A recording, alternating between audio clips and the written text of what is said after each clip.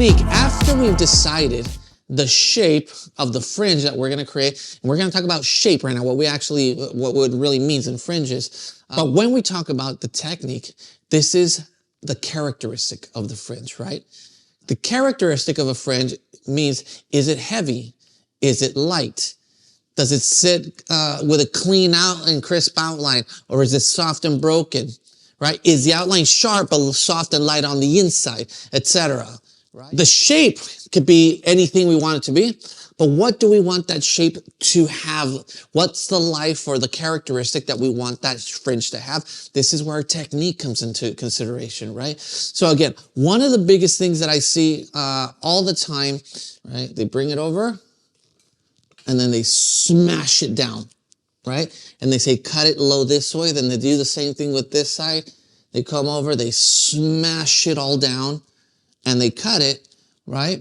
What's happening the second that they're doing all of this here, pulling it down, they're making it as heavy as possible. And then the next thing that we see is them go through and go, now to lighten it, we start to point cut or slice into it or whatever. One of the biggest things that we have to understand is that point cutting does not remove weight. It only breaks up weight. In other words, it only breaks up density. It does not remove weight. So there's a big difference between density, amount of hair, and weight, the way the hair sits vertically. It's kind of like taking a phone book with the spine of the book on top and the pages on the bottom, right? You got this big, thick, heavy phone book. It's like tearing pages out of there. When you tear those pages out of there, you're not removing the weight of it. You're just removing the density of that book, right?